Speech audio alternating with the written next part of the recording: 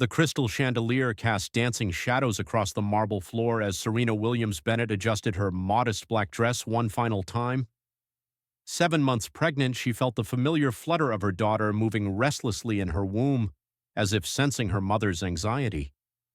Tonight was supposed to be Preston's triumph, the biggest night of his company's history, but as Serena watched her husband command the room full of investors, she couldn't shake the feeling that something fundamental had shifted in their marriage. Preston Bennett had built his tech startup from nothing, and Serena had been there through every late night, every rejection, every small victory that led to this moment. She remembered when he used to hold her close after particularly brutal days, whispering that her belief in him was the only thing keeping him going. Those days felt like a lifetime ago. Success had transformed Preston in ways that left Serena feeling like a stranger in her own marriage. The first red flag had come 6 months earlier at a dinner party with Preston's new business associates. He'd introduced her as, "My wife Serena, she's still learning to navigate our world," with a laugh that made her cheeks burn. The comment stung not just because it was dismissive, but because it was untrue.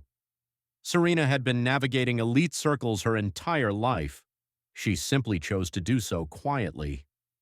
What Preston didn't know, what no one in their current circle knew, was that Serena Williams Bennett was the granddaughter of Dorothy Washington, one of the most successful black businesswomen in American history. Dorothy had built an empire spanning media, real estate, and technology, carefully grooming Serena from childhood to eventually take the reins. But Dorothy had also taught her something equally valuable. True strength often came from operating behind the scenes, and real character was revealed when people thought you had nothing to offer them. So Serena had chosen to live modestly after inheriting her grandmother's fortune at 25. She worked as an event coordinator not because she needed the money, but because she loved creating beautiful moments for others.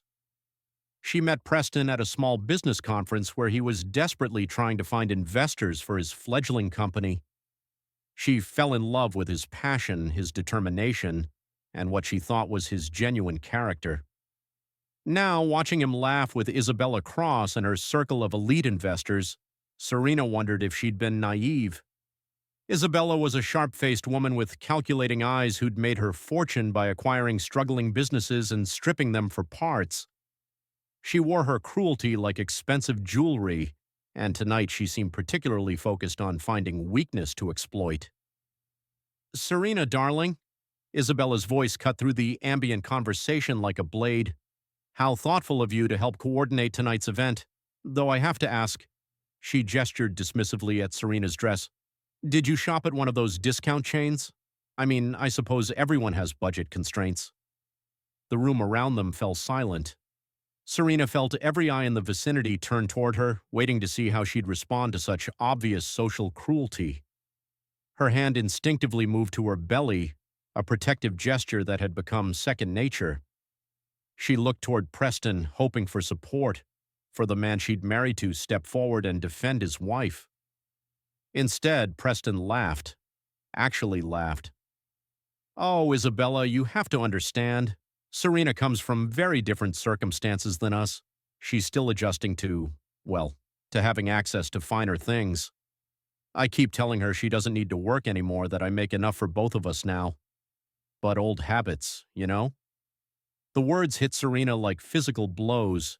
Each dismissive phrase, each casual betrayal landed with devastating precision. She watched her husband, the man she'd supported through every struggle, the father of her unborn child, reduce her to a charity case for the entertainment of his business partners. "How charitable of you, Preston," Isabella continued, emboldened by his response.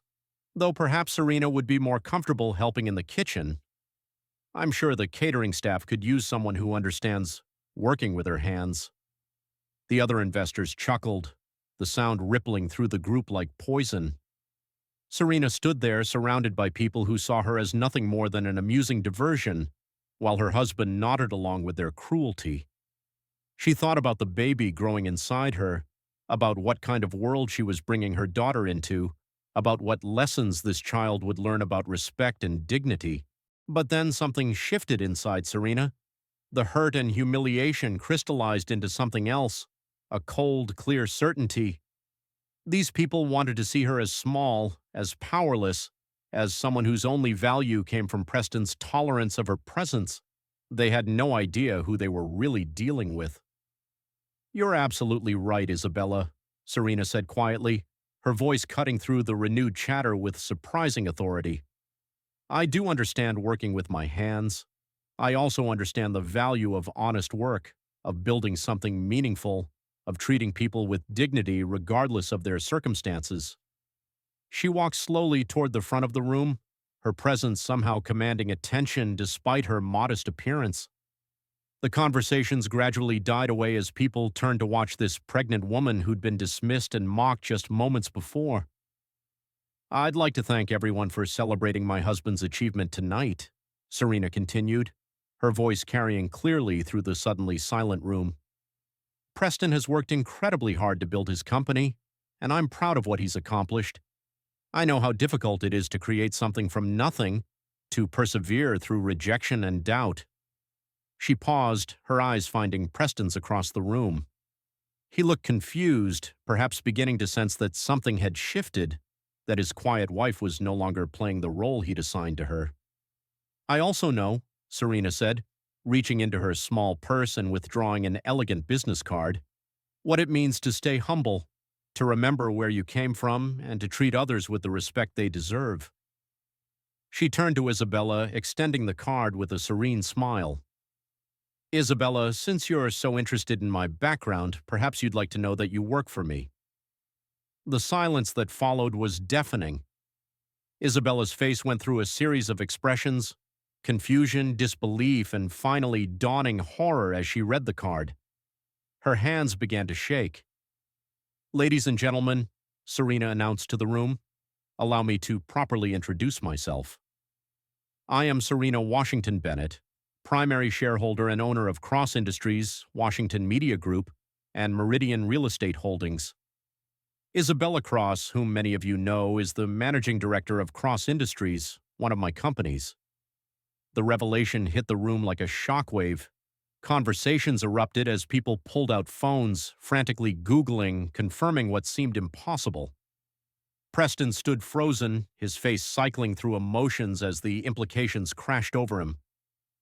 "My grandmother, Dorothy Washington, built an empire that today is worth approximately $300 million, Serena continued, her voice never wavering. "She taught me that true wealth comes not from what you own, but from how you treat others. She also taught me to observe people carefully, to see who they really are when they think you have nothing to offer them." Isabella was backing away, her face ashen. Several other investors were suddenly very interested in studying their drinks, realizing they'd just participated in humiliating one of the most powerful people in the room. "The cheap dress you mocked, Isabella, is a 1962 vintage Givenchy that belonged to my grandmother.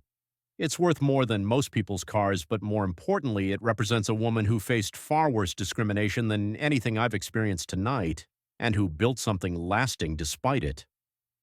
Preston finally found his voice.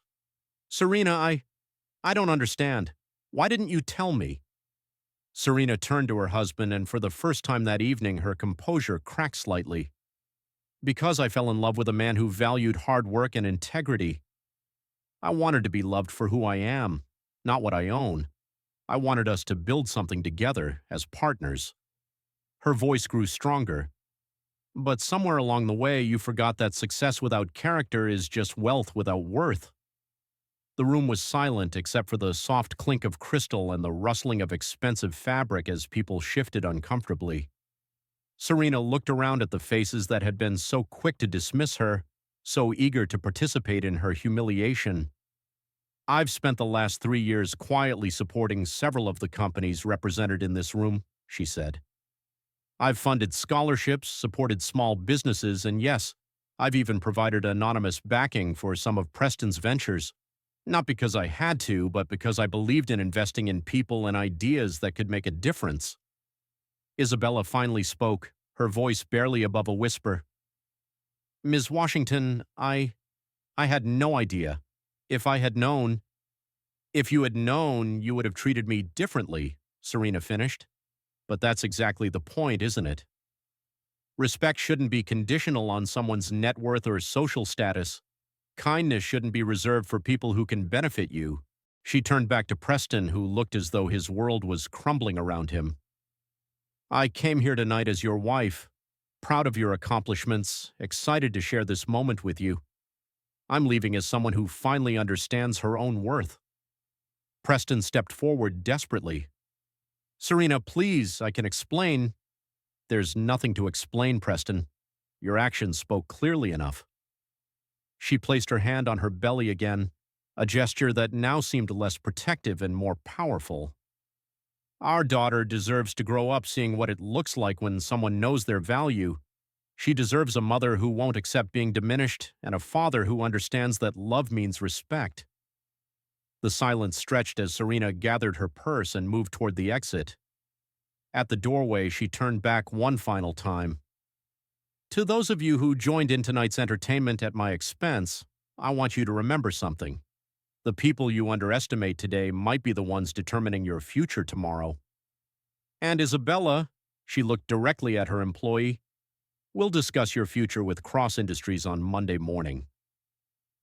6 months later, Serena sat in the sunlit community center where she volunteered, teaching business skills to young mothers trying to build better lives for their families. Her daughter Hope slept peacefully in her arms, occasionally making the soft sounds that never failed to make Serena smile. The center buzzed with activity, women learning computer skills, others working on business plans, children playing in the carefully designed space that Serena had helped fund and organize. This was where she found meaning now, in empowering others who'd been overlooked or underestimated. Miss Washington? A familiar voice made her look up. Preston stood in the doorway, not in one of his expensive suits, but in simple clothes, holding a volunteer badge. His face looked different, humbler, more uncertain, but somehow more genuine than it had in years. I've been volunteering here for 3 months, he said quietly, teaching basic business skills and financial literacy. I wanted you to know that I've been in therapy, trying to understand how I became someone I don't recognize. Someone who could treat the woman he loves the way I treated you. Serena studied his face, looking for signs of the man she'd originally fallen in love with. What happened to your company? I sold it, Preston said, sitting carefully in the chair across from her. Donated most of the profits to scholarship funds for underprivileged students. I realized that success built on diminishing others isn't success at all. It's just expensive emptiness. Hope stirred in Serena's arms, and Preston's eyes softened as he looked at his daughter. She's beautiful. She looks like you. She is beautiful, Serena agreed, and she's going to grow up knowing that her worth doesn't depend on anyone else's opinion of her. Preston nodded, his eyes never leaving his daughter's face. I want to be worthy of being her father. I want to be worthy of you if you'll let me try. I know I have no right to ask, but I'm hoping that the man you originally fell in love with is still in here somewhere, buried under all the arrogance and insecurity that success brought out in me. Serena was quiet for a long moment, watching Preston interact with Hope, seeing genuine remorse and change in his demeanor. Character isn't about never making mistakes, Preston. It's about what you do after you realize you've made them. The question is whether you're willing to do the work to become better, not just for Hope and me, but for yourself. I am, he said simply. I want to earn back your trust. I want to be the partner you deserve and the father Hope needs. Looking around at the community center, at the women whose lives were being transformed through opportunity and support, Serena felt something shift. This was what real wealth looked like, not the numbers in her bank account, but the impact of choosing to lift others up instead of tear them down. Then you can start by understanding that we're partners in this, she said finally. Equal partners. Not because of what either of us owns or earns, but because of who we choose to be together. As Preston gently held his daughter for the first time, Serena reflected on the journey that had brought them here. The night that had seemed like such a devastating betrayal had actually been a gift, the gift of clarity, of finally understanding her own worth, and of learning that true power came not from hiding who you are, but from being authentically yourself regardless of how others respond. The community center bustled around them, filled with people working to build better futures, and Serena knew that this was where real wealth was created. Not in boardrooms or investment deals, but in the quiet moments when people chose to see and value the dignity in one another, when they decided that everyone deserved respect, opportunity, and hope. Her grandmother Dorothy had been right. True strength often came from operating behind the scenes, but sometimes, for the sake of justice and the future you want to build, you had to step into the light and show the world exactly who you are.